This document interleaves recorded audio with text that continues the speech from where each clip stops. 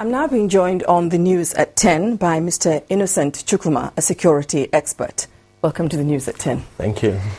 Well, the IG lost his job this afternoon, and this is coming several days after the president's ultimatum to explain the disappearance of Kabir Umar, also known as Kabir Sokoto.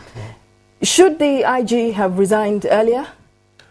Well, I think the word resignation should be used advisably. I think what happened was that he was advised to turn in his paper, failing which he would have been fired. It was written all over his face yesterday when he came out of the villa, where I believe he must have been told about the decision of the government. Well, expectedly, there are high expectations of the incoming AIG. But, well, are things likely to change?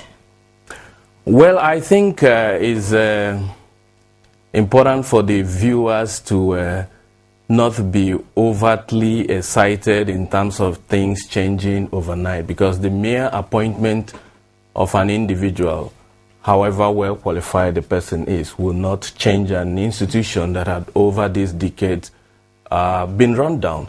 But quite frankly, the acting IGP Abubakar comes with an illustrious pedigree. If you look at the experience he has in the force and the places he had served, some of the places that are considered soft posting in the police. Look at Lagos, Kano, Kwara, and all that. But it will require a good management team, which is where it is important for the government to give him a free hand to assemble a team he would work with. If you look at his predecessors, they have had issues with the theme because they were imposed on them. And there are these issues of looking over your back, who wants your job, and all that. And beyond that is also the importance of our interagency coordination.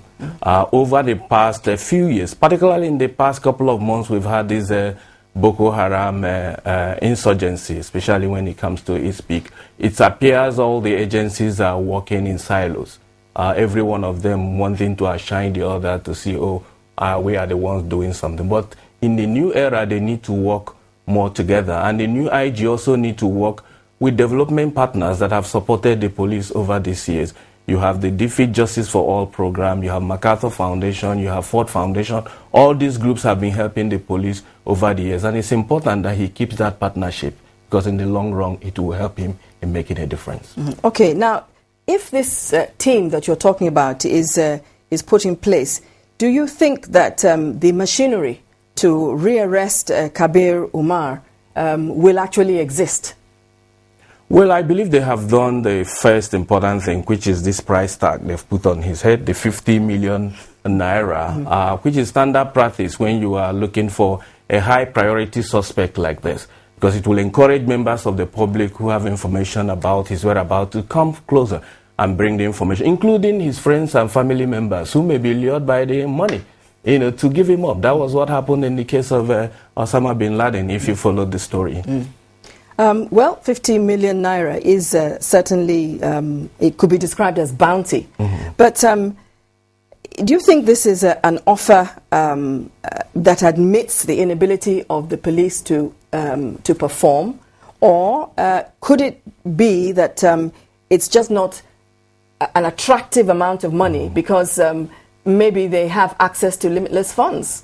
No, not at all. It says nothing. It has nothing to do with the ability or inability of the police. It's a standard practice, as I said earlier, all over the world. It's an incentive, especially when you are policing an environment where members of the public have deep distrust for the police. You need to go extra mile to encourage those who want to help you to come forward. And giving incentives such as such an amount of money, I mean, in a country like Nigeria, 50 million naira is a lot of money that will make somebody think deeply and give up whoever he needs to give up to make that money.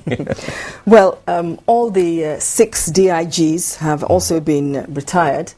Mr. President has admitted that there are Boko Haram sympathizers within the government. So do you think we should expect that some more highly placed government officials will lose their jobs?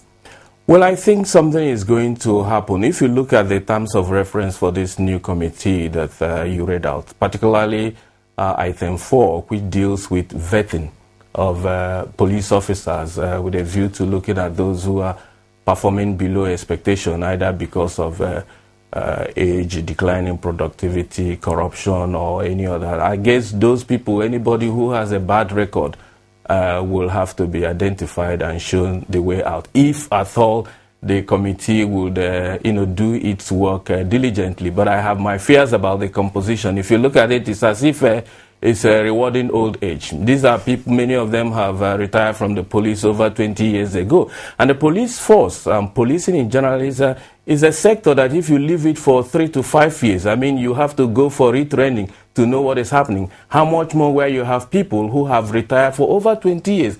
And you wonder why government keeps doing this.